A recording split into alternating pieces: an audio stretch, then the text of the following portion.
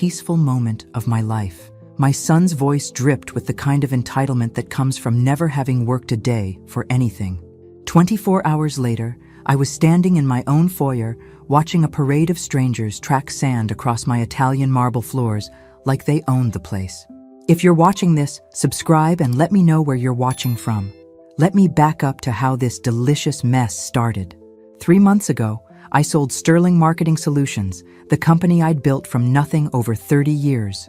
The buyers paid $2.8 million cash, and after taxes, I had enough to do exactly what I wanted: buy my dream beach house and disappear from the corporate rat race forever. The house was everything I'd fantasized about during those brutal 18-hour workdays. 6,000 square feet of weathered cedar and glass perched on the dunes of the Outer Banks, with panoramic ocean views and enough space to host my entire extended family for the holidays I'd been too busy to enjoy for decades. I'd been there exactly 8 hours when Brandon called. "No congratulations on your retirement, Mom," or "the house looks amazing." Just straight to business. "Mom, we need you to move to the guest room upstairs. Melissa's entire family is flying in tomorrow for a 2-week vacation. Her parents, her sister's family, her brother and his girlfriend. That's 11 people total." I actually laughed. "Brandon, honey, this is my house. If you want to vacation here, we can work out some dates." "No, you don't understand. We already booked their flights. They're expecting to stay in the master suite and the main bedrooms. The guest room has a perfectly good ocean view. You'll be fine up there." The casual assumption that I'd just comply left me momentarily speechless. This was the same son I'd put through business school, whose failed restaurant I'd bailed out twice, whose mortgage I'd helped with when his graphic design company nearly folded. "Brandon, I bought this house to relax and enjoy my retirement. I'm not running a hotel for Melissa's family." His voice turned cold in a way that reminded me uncomfortably of his father during our divorce negotiations. "Look, Mom, you've got this huge house all to yourself. It's selfish. And if you don't want to be reasonable about sharing it, well, I heard there's a very nice assisted living facility just down the coastal highway."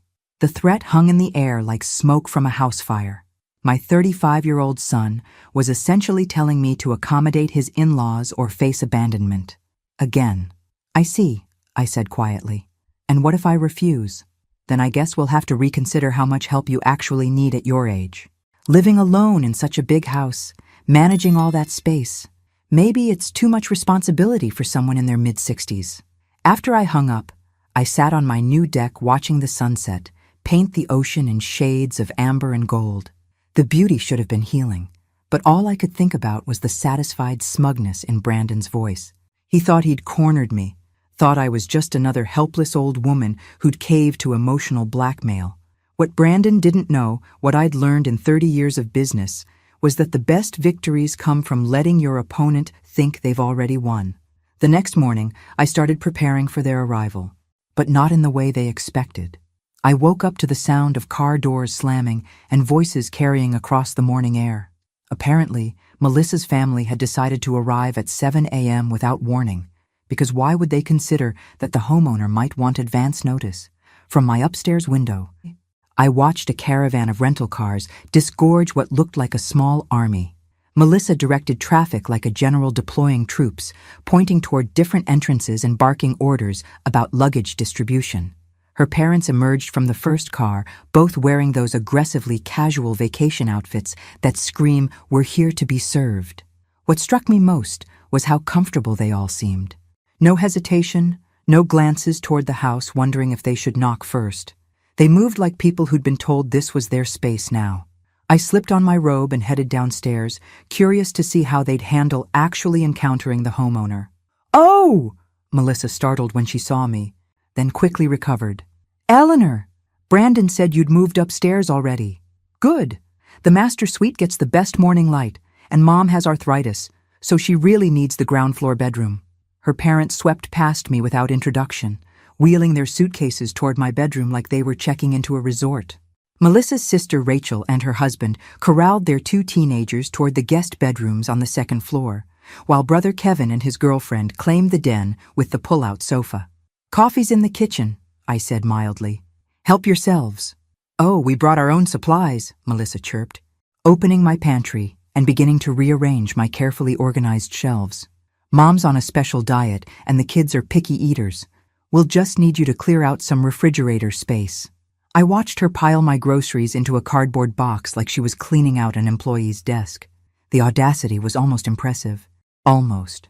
"Where would you like me to put these?" I asked, holding up my displaced food. "The garage refrigerator should be fine. Brandon said you had one out there."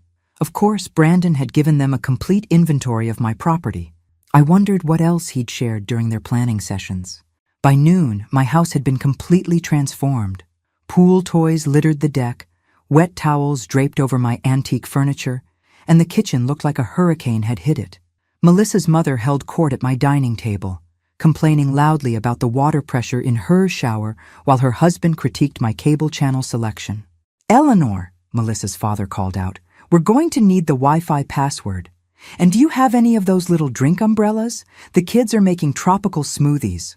The casual expectation that I'd serve as their personal concierge was breathtaking. But I just smiled and provided the password, then excused myself to the garage, where I spent the afternoon making phone calls that would change everything. The first call was to my attorney, Sarah Chen, who'd handled the house purchase. "Sarah, I need you to pull the deed on the Outer Banks property. Specifically, I need to confirm the exact legal ownership structure." The second call was to my accountant, who'd structured the house purchase for optimal tax benefits. "Jim, remember how we set up the beach house purchase? Walk me through the ownership details again." The third call was to a local investigator I'd used during some messy corporate acquisitions. "Mike, I need a background check run on some house guests. Full financial workup, employment history, social media deep dive. Yes, I'll pay your rush fee." By dinner time, while Melissa's clan devoured steaks they'd helped themselves to from my freezer, I had all the information I needed. But I wasn't ready to play my cards yet. Better to let them get truly comfortable first. That night, as I lay in the small guest room listening to 11 people enjoy my house below me, I smiled in the darkness. Tomorrow would bring the first surprise. I woke up to find my coffee maker occupied by a line of Melissa's relatives, treating my kitchen like a hotel breakfast buffet. Her mother, Patricia, had taken over my entire counter space to prepare what appeared to be a gluten-free, dairy-free, joy-free feast for her various dietary restrictions. "Oh, Eleanor," she said without looking up, "we're going to need you to run to the store. Kevin's girlfriend is lactose intolerant, and Rachel's youngest is allergic to literally everything." I made a list. She handed me a 3-page shopping list written in the demanding scrawl of someone accustomed to being obeyed. Items like organic coconut milk, the expensive kind, not that watery stuff, and gluten-free bread that doesn't taste like cardboard, good luck, were highlighted in different colors according to urgency. The casual assumption that I'd become their unpaid grocery service was remarkable even by my family's standards. But instead of arguing, I took the list and headed for town. What they didn't know was that I had my own errands to run. My first stop was the hardware store, where I purchased several items that would prove useful later. Next, I visited the local phone company to discuss some changes to my service plan. Then a quick trip to my bank, where I had a fascinating conversation with the manager about account security features. By the time I returned with their groceries, Melissa's crew had made themselves even more at home. Kevin had rearranged my living room furniture to optimize TV viewing, while Rachel's kids had discovered my art supplies and were creating masterpieces on my dining room walls. "Oh, good. You're back," Melissa said, not bothering to help with the bags. "We're planning a big barbecue tomorrow night. About 30 people. Brandon's friends, some locals we've met, a few business contacts. You'll need to get steaks, hamburgers, hot dogs, all the sides. I sent you a text with the details. 30 people. In my house. Without my permission." "That sounds like quite a party," I said evenly. "It's going to be amazing. We're really going to put this place on the map. Brandon said you never entertained much, so it's probably good to get some real use out of this kitchen." I noticed she'd already started moving my personal items out of the common areas. Family photos, my books, even my mother's antique vase had been temporarily relocated to make room for their vacation aesthetic. That evening, while they planned their party from my deck chairs, I made another round of phone calls from the garage, this time to some old business contacts who owed me favors. Big favors. "Tom, it's Eleanor Sterling. Yes, I know I'm retired, but I need a small favor. How quickly can your catering company handle a last-minute event? 30 people, tomorrow night. Money's no object, but there's a catch. The next morning brought a flurry of activity as Melissa's family prepared for their grand party. They'd invited half the beach community, promising premium steaks and top-shelf liquor in my house. Patricia spent the morning criticizing my kitchen organization while simultaneously taking over every surface for party prep. Around noon, I heard Brandon's voice from the driveway and went to the window. He'd arrived with even more guests, college friends who'd apparently been promised a weekend at the family beach house. The casual way he distributed my spare keys to people I'd never met was particularly impressive. "Mom!" he called out when he saw me. "There you are. Hope you're ready for a real party. We've got some important people coming tonight. Business networking, you know? This house is perfect for making connections. Important people. In my house, for Brandon's networking opportunities." The irony was delicious. I spent the afternoon on the deck, reading and watching their preparations with the detached interest of an anthropologist studying a primitive tribe. They'd completely taken over, transforming my peaceful retreat into party central, never once asking if I minded having my home invaded by strangers. Around 5 p.m., I excused myself to get ready for the evening. After all, I wouldn't want to miss their big party. What they didn't know was that I'd prepared a few surprises of my own. By 6 p.m., cars lined my driveway like a luxury dealership showcase. Mercedes, BMWs, and Range Rovers belonging to the important people Brandon had invited to network at his mother's expense. I watched from my upstairs window as strangers wandered through my garden, helped themselves to drinks from my bar, and settled into my furniture like they owned it. Melissa had outdone herself with the decorations, creating what she called beach house chic by rearranging 30 years' worth of my collected treasures. My grandmother's quilts were now casual throw blankets. My award plaques had been tucked away as too corporate, and she'd actually moved my personal photographs to the closet so they wouldn't clutter the aesthetic. The final insult came when I saw Brandon giving someone a tour, describing the house as the family property, and casually mentioning that he was handling all the management decisions now that I was getting on in years. At 64, I chose my outfit carefully for the evening, a simple black dress that had served me well during hostile corporate takeovers. If you're going to deliver devastating news, you might as well look good doing it. The party was in full swing when I made my entrance. Brandon held court on the deck, regaling his audience with stories about acquiring the beach house and his plans for maximizing the property's potential. Melissa flitted between groups, playing hostess with impressive confidence for someone who'd never paid a dime toward the mortgage. "Eleanor," Patricia spotted me first, her voice carrying that particular tone reserved for inconvenient elderly relatives. "There you are, dear. Could you check on the appetizers? I think they're running low."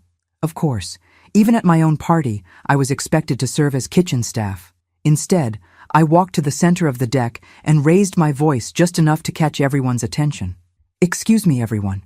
If I could have just a moment?" The conversations gradually died as 30-plus strangers turned to look at the woman they'd been told was just the aging mother who came with the house.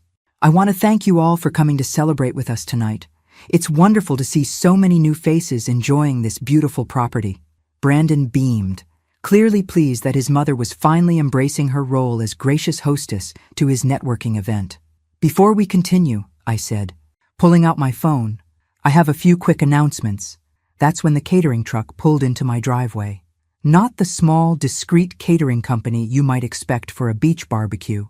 This was Tom Morrison's premium event services, complete with uniformed staff, a full mobile kitchen, and enough equipment to service a corporate gala. "What's that?" Melissa asked, her hostess smile faltering slightly. "Oh, that's dinner," I said cheerfully. "I thought since we were having such a large party, we should do it right. Prime rib, lobster tails, champagne service, the works." Brandon's expression shifted from pleased to confused to worried in the span of 10 seconds. Premium catering for 30 people wasn't cheap, and he was apparently doing math in his head. "Mom, we already bought steaks." "Oh, don't worry about those.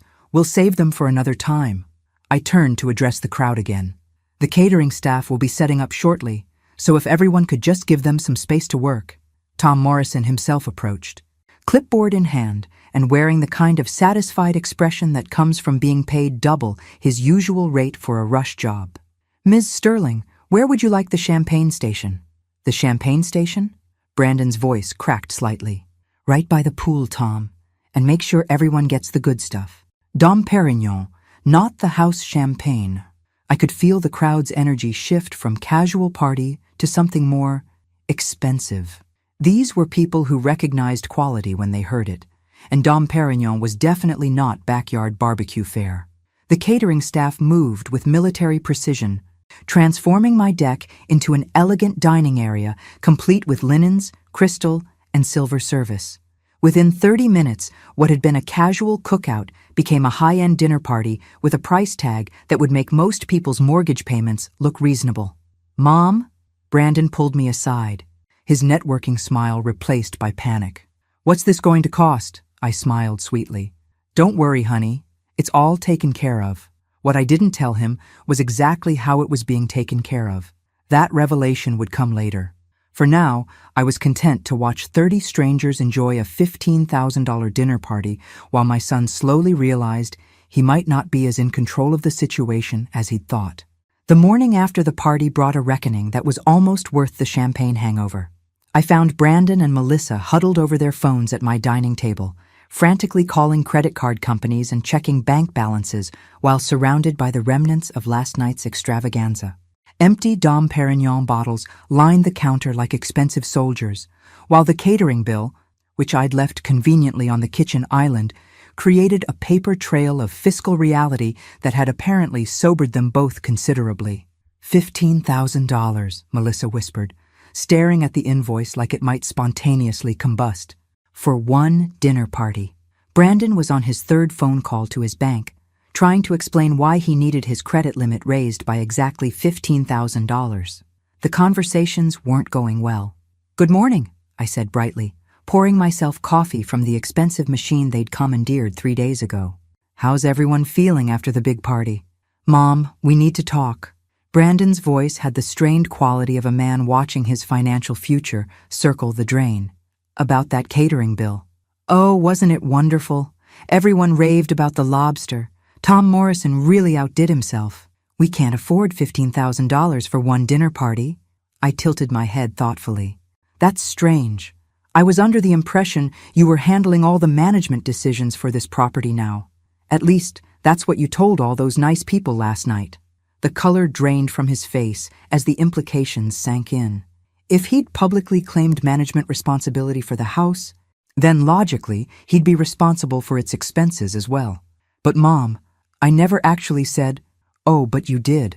Several people mentioned how impressive it was that someone your age had acquired such a beautiful property and was managing it so professionally."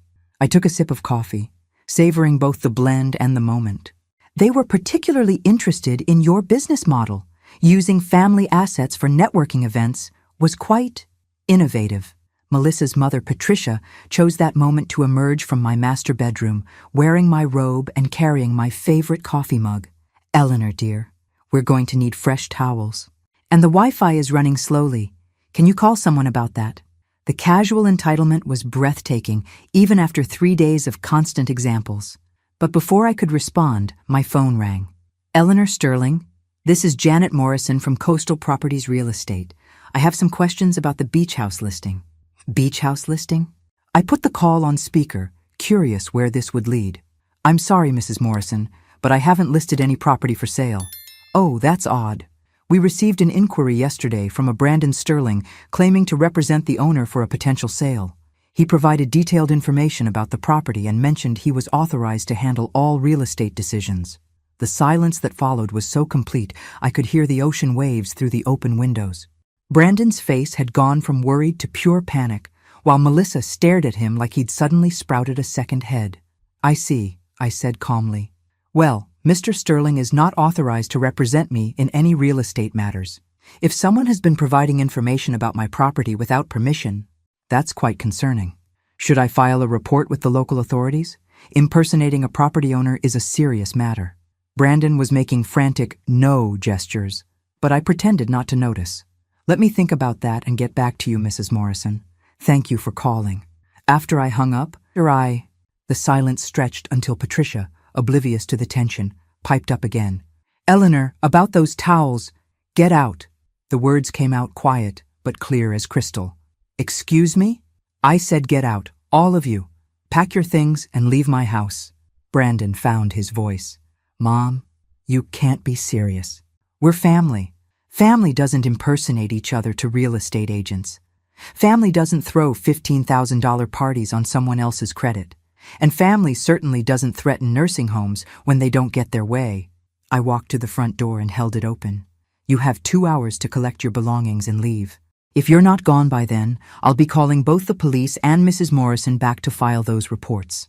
What happened next would teach them more about family than they'd apparently learned in their entire lives. The exodus began immediately, but not in the organized fashion you might expect from people who'd spent 4 days treating my home like their personal resort. Instead, it devolved into a chaotic scramble of accusations, blame-shifting, and desperate negotiations that would have been comical if it weren't so pathetic. Patricia emerged from my master bedroom, dragging her suitcase and muttering about ungrateful hosts and false advertising. Kevin's girlfriend loudly complained about having to cut their vacation short because of my unreasonable demands. Rachel's teenagers actually seemed relieved. Apparently, sharing space with so many adults hadn't been their idea of a good time either. But it was Brandon's reaction that surprised me most. Instead of apologizing or attempting to make amends, he doubled down on his entitlement. You're making a huge mistake, Mom. Do you know who some of those people were last night? I was building valuable business relationships, networks that could benefit the whole family. The whole family? I raised an eyebrow. You mean the family you threatened to dump in a nursing home if I didn't comply with your demands? Melissa tried a different approach, switching to her most manipulative voice. Eleanor, I think we got off on the wrong foot here. Maybe we can work something out. Split the house time? Shared expenses? Shared expenses? I almost laughed. Like the $15,000 you can't afford to pay? Or the groceries I bought for your family's special diets? Or perhaps the utility bills that tripled when 11 people moved in? That's when Brandon played what he clearly thought was his ace card. Fine, but you're going to regret this. You think you can just live in this huge house all alone? At your age, what happens when you fall? When you can't manage the upkeep? You're going to need family, and we won't be there. The threat hung in the air like smoke, and I could see him thinking he'd won. That he'd successfully backed me into a corner with the specter of elderly helplessness and isolation.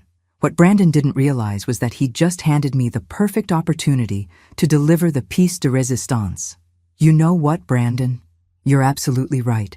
I can't manage this house alone. It's far too much responsibility for someone my age. His expression shifted to smug satisfaction. So you'll reconsider, which is why I sold it. The words dropped like a bomb in the sudden silence.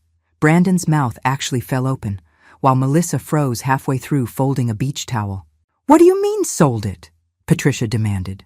I walked to my desk and retrieved a folder I'd been keeping for just this moment. I sold it. Yesterday morning, as a matter of fact. All cash offer, quick closing. Very convenient timing. But you can't have sold it. We're staying here. We have plans. Had plans, I corrected gently. The new owners take possession next week. Professional property managers from Chicago. Lovely people. They plan to rent it out to carefully screened families who appreciate peace and quiet. Of course, this wasn't entirely true. What I'd actually done was transfer the property into an LLC I controlled, with management handled by a company that specialized in high-end vacation rentals. But the effect was the same. Brandon and his entitled family were no longer welcome, and there was nothing they could do about it. You can't do this! Brandon's voice cracked with desperation. This is our family home. No, Brandon, this was my retirement home. The home you told me I was too old to manage alone. The home you threatened to take away from me if I didn't submit to your demands. I closed the folder with a satisfying snap. You were right about one thing, though. I do need family I can count on. I just realized you're not it. The final 20 minutes of their departure played out in a blur of slamming car doors and muttered threats about lawyers and family loyalty. But as the last rental car disappeared down my driveway, something interesting happened. My phone rang. Ms. Sterling, this is David Chen from Outer Banks Property Management. We wanted to confirm that the Sterling Beach House is ready for its first rental guests.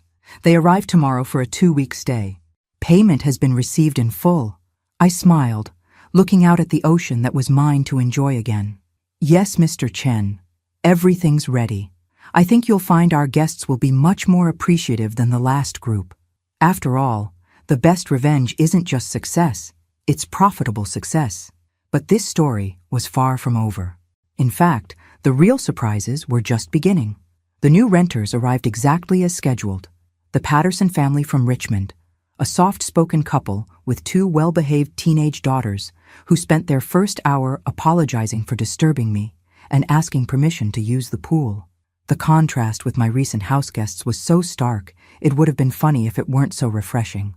Mrs. Sterling, Mrs. Patterson said carefully, we want to make sure we're not imposing. The property management company said you live on site. I have a small apartment above the garage, I lied smoothly. What they didn't need to know was that I'd simply moved back into my master bedroom the moment Brandon's convoy disappeared. Please, treat the house as your own. That's what you're paying for. The rental income was substantial, $8,000 for 2 weeks, with bookings solid through the summer season. Not only had I reclaimed my peace, but I'd turned my forced hospitality into a profitable business venture. Sometimes the universe has a delicious sense of irony. My quiet morning coffee ritual was interrupted by the doorbell. Through the peephole, I could see a woman in an expensive suit holding what appeared to be legal documents. This should be interesting. Ms. Sterling, I'm Rebecca Walsh from Walsh, Henderson & Associates. I represent your son Brandon Sterling in a property dispute matter. Of course he'd hired a lawyer. I should have expected this, though I was impressed he'd managed to scrape together legal fees, given his apparent cash flow problems. What can I do for you, Ms. Walsh? My client believes there may have been some irregularities in the recent property transfer. He's concerned about elder abuse, specifically financial exploitation of a vulnerable family member. The audacity was breathtaking. Brandon was actually trying to claim I was mentally incompetent after I'd outmaneuvered his attempted takeover of my home. I had to admire the strategy, even as it infuriated me. I see. And what exactly does your client consider irregular about a property owner making decisions about their own asset? Well, the sudden sale, the isolation of family members, the apparent confusion about property management? She consulted her notes. My client is particularly concerned about the emotional distress you may be experiencing following your recent retirement. Major life transitions can affect judgment. Emotional distress. They were going to try to paint me as a confused old woman having a breakdown. The fact that Brandon knew me well enough to craft this narrative made it particularly insulting. Ms. Walsh, I appreciate your concern, but I'm curious about something. Did your client mention the $15,000 catering bill he authorized at my property? Or perhaps his unauthorized communications with real estate agents claiming to represent me? Her confident expression flickered. I'm sure there are explanations. Oh, I'm sure there are. In fact, I think this conversation would be much more productive if we involved my attorney. She specializes in elder law. Actually, particularly cases involving financial exploitation by adult children. The color drained from her face. In the legal world, elder financial abuse was serious business, and the evidence trail Brandon had left was extensive. Credit card charges, witness statements from the catering company, recorded phone calls with real estate agents. It would make a prosecutor's job remarkably easy. Perhaps we could arrange a meeting to discuss this matter more thoroughly. Perhaps we could. I'll have Sarah Chen's office contact you to schedule something appropriate. After she left, I called Sarah immediately. Eleanor, I was wondering when I'd hear from you about this. Brandon's lawyer called yesterday, fishing for information about your mental capacity. I told her that in 30 years of representing you, I'd never met a sharper businesswoman. He's really trying the incompetence angle? Classic desperate move. The problem is, you've got documentation for everything, witnesses to his behavior, and a paper trail that makes him look like he was systematically exploiting you. If he pushes this, it's going to backfire spectacularly. But as I hung up the phone, I couldn't shake the feeling that Brandon wouldn't give up this easily. He'd invested too much pride in his attempted power play to retreat gracefully. I was right to be concerned. What I didn't know was how far he was prepared to go. The first sign that Brandon was escalating came 3 days later when Mrs. Patterson approached me with obvious discomfort written across her face. "Mrs. Sterling, I hope you don't mind me mentioning this, but a young man came by yesterday claiming to be your son. He seemed quite upset and wanted to know our rental rates and booking schedule." My blood chilled. Brandon was investigating my rental arrangements, which meant he was looking for angles to attack the property transfer. "What did you tell him?" "Nothing, of course. It seemed inappropriate to discuss your business with someone we hadn't been introduced to, family or not. But he was quite persistent. He mentioned something about health concerns and your ability to manage such a large property." The manipulation was textbook Brandon. Plant seeds of doubt about my competence with my own tenants, hoping they'd report concerns to the property management company or local authorities. The strategy was clever and absolutely infuriating. "Mrs. Patterson, I appreciate you handling that situation with discretion. If he returns, please don't hesitate to call the police. I haven't authorized anyone to inquire about my property management decisions." That evening, I received a call that confirmed my worst suspicions. "Mom, we need to talk." Brandon's voice carried a smugness that set my teeth on edge. "I've been doing some research into your recent decisions." "Such as?" "Such as the fact that you're running an unlicensed bed and breakfast out of a residential property. Do you know what the zoning violations alone could cost you? And the liability issues if something happens to one of your tenants?" The threat was clear. Comply with his demands or face regulatory harassment that could shut down my rental operation and potentially cost me the house. Interesting theory. Interesting. "Brandon, did your research also discover that the property is properly zoned for short-term rental use and fully licensed through Dare County? Or that my insurance policy specifically covers vacation rental activities?" The silence that followed was gratifying. Of course, I'd done my homework before setting up the rental operation. 30 years in business had taught me to anticipate every possible complication. You can't keep me away from my own family's property forever. It's not your family's property. It never was your family's property.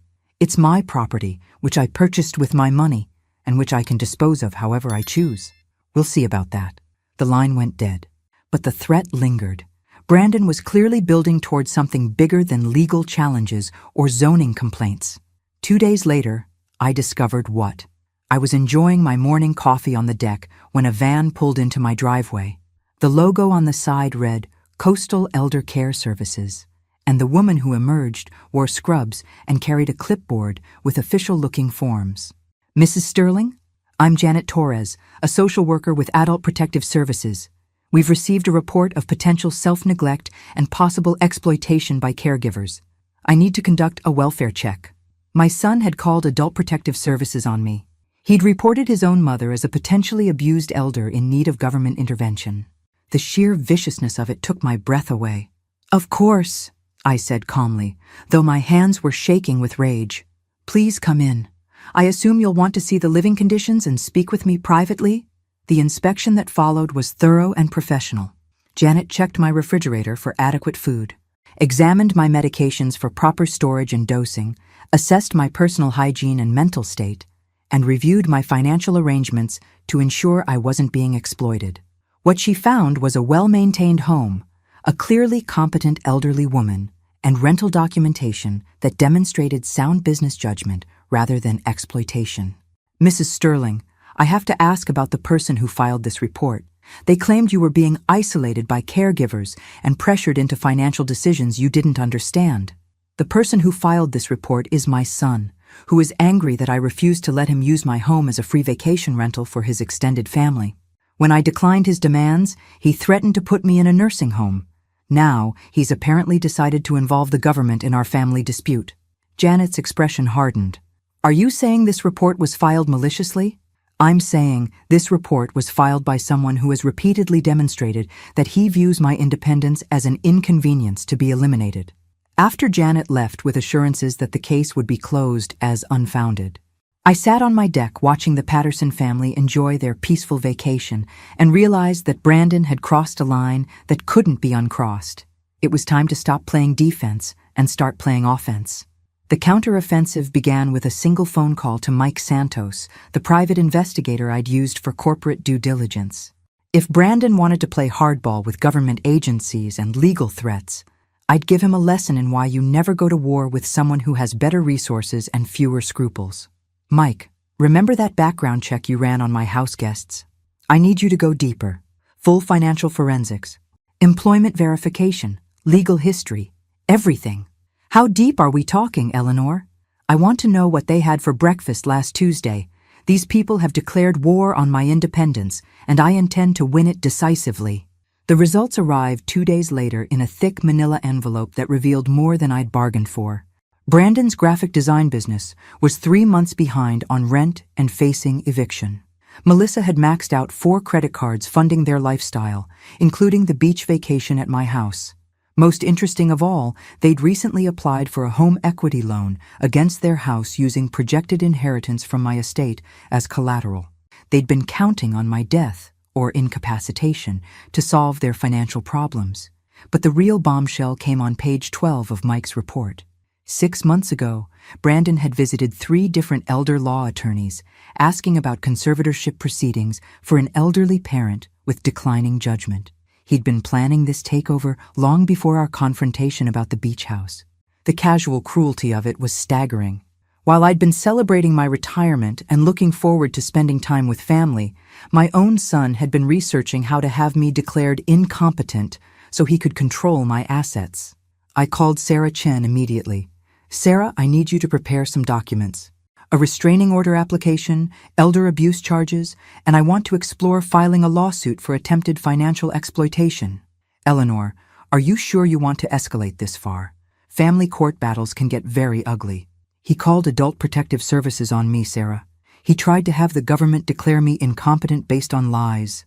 This stopped being a family dispute when he decided to destroy my reputation to get his hands on my money. That afternoon, while the Patterson family enjoyed their last few days of vacation, I implemented phase 2 of my strategy. I'd learned long ago that the best way to defeat an adversary was to remove their motivation for fighting. The first call was to Brandon's landlord, a commercial property manager I dealt with in my business days. A few strategic questions revealed that Brandon was indeed facing eviction and had been making increasingly desperate promises about upcoming family funds to buy time. The second call was to the credit card companies. As someone who'd spent years managing corporate finances, I knew exactly how to phrase concerns about potential fraud without making accusations I couldn't prove. By evening, Brandon's world was unraveling with the systematic precision of a controlled demolition. His phone call came at exactly 6:47 p.m. What did you do? His voice was raw with panic. I protected myself from further harassment by ensuring the relevant authorities have accurate information about your financial situation and recent activities. You destroyed my business, my credit, everything. I documented your behavior for legal proceedings. If your business and credit are destroyed, perhaps you should examine the choices that led to that outcome. You can't do this to family. You're absolutely right, Brandon. You can't do this to family. You can't threaten them, exploit them, or try to have them declared incompetent for your financial benefit. I'm glad we agree on that principle. The silence stretched until he spoke again, his voice smaller than I'd heard since he was a child. What do you want? Finally, the question I'd been waiting for. The moment when he realized he'd overplayed his hand and needed to negotiate rather than demand. I want you to disappear from my life, Brandon, permanently. No more phone calls, no more legal threats, no more showing up at my property or harassing my tenants. In exchange, I won't press charges for the Adult Protective Services fraud or the credit card expenses you can't afford. And if I don't agree, then we'll let a judge decide whether your behavior constitutes elder abuse. And you can explain to a courtroom why you thought threatening your mother with a nursing home was appropriate leverage for free vacation accommodation. I could hear him breathing on the other end, calculating odds and outcomes. I need time to think. You have 24 hours. After that, my attorney files the paperwork. And this becomes a public record that will follow you for the rest of your life. But as I hung up, I knew Brandon well enough to predict his next move. He wouldn't accept defeat gracefully. He'd try one final gambit, and when he did, I'd be ready. Brandon's final move came exactly 18 hours later. and it was more vicious than I'd anticipated. I discovered it when Mrs. Patterson knocked on my door, her face pale with distress. "Mrs. Sterling, I'm so sorry to bother you, but we've had some disturbing calls. Someone claiming to be your son has been contacting our employers, our neighbors, even our children's schools. He's telling people we're staying in an unsafe situation with an unstable elderly woman." The strategic brilliance of it was infuriating. Brandon couldn't attack me directly anymore without risking criminal charges, so he was attacking my tenants instead. If he could convince them to leave and spread word that my property was somehow dangerous, he could destroy my rental business and force me into the financial dependence he'd originally planned. What exactly is he telling people? That you're mentally ill, that you've been making irrational decisions, that we're in danger staying here. He even suggested we might be enabling elder abuse by paying rent to someone who's clearly incompetent. Mrs. Patterson handed me a notebook where she'd carefully documented the calls, including times, numbers, and the specific claims Brandon had made. The woman had inadvertently created a prosecutor's dream file of harassment evidence. "Mrs. Sterling, we don't want to get involved in family disputes, but this behavior is affecting our jobs, our children's schools. We may need to cut our vacation short." Of course they would. Brandon had calculated that normal people wouldn't tolerate having their lives disrupted by someone else's family drama. He was counting on them fleeing, leaving me isolated and financially damaged. But Brandon had made one crucial miscalculation. He'd assumed I would react like a victim, instead of like the businesswoman who'd spent 30 years outmaneuvering corporate predators. I called Mike Santos first. "Mike, I need immediate documentation of harassment activities, phone records, social media posts, anything that shows a pattern of malicious conduct. I also need you to prepare a comprehensive report on the subject's financial motivations for this behavior." Next, I called Sarah Chen. "Sarah, file everything. Restraining order, elder abuse charges, harassment charges, and I want to explore both criminal and civil remedies. This ends now." But the call I was most looking forward to was the third one. "Brandon, we need to meet, in person, today. Mom, I think we should both cool down. We're meeting today or tomorrow. You're explaining to a judge why you've been harassing innocent families and interfering with legitimate business operations. Your choice." 2 hours later, Brandon sat across from me in the law offices of Sarah Chen, looking like a man who'd finally realized he was drowning. Gone was the smug confidence of the son who'd threatened me with nursing homes. This was a frightened, desperate person who'd gambled everything on a power play that had backfired catastrophically. "Before we begin," Sarah said, spreading documents across the conference table, "I want to make sure everyone understands the legal exposure we're discussing here." The papers painted a damning picture. Documentation of financial exploitation attempts, evidence of harassment, records of false reports to government agencies, witness statements from multiple parties. Any prosecutor would salivate over a case this well documented. "Brandon," I said quietly, "I want you to understand something. 6 months ago, when you started researching conservatorship proceedings, you made a choice. You decided to treat your mother as an obstacle rather than as family. Everything that's happened since then has been the consequence of that choice." His face went white. "How did you—" "I know about the attorney consultations. I know about using my projected inheritance as collateral for loans you can't afford. I know about all of it." Sarah slid another document across the table. "This is a comprehensive financial audit of your family's situation over the past year. The pattern of expenditures, the assumption of inheritance, the timing of your mother's property conflicts. It tells a very clear story about motive." Brandon stared at the papers like they were a death sentence. In many ways, they were. "What do you want?" he whispered. I leaned forward, meeting his eyes for the first time in months. "I want the truth, Brandon. All of it. When did you start planning to take control of my finances? When did you decide I was more valuable to you incapacitated than independent? And most importantly, did you ever love me as a mother, or have I always just been a retirement plan to you?" The silence that followed would determine whether my son and I had any relationship worth saving. His answer would change everything. Brandon's hands shook as he reached for the water glass Sarah had placed in front of him. When he finally spoke, his voice was barely audible. "It started after Dad died.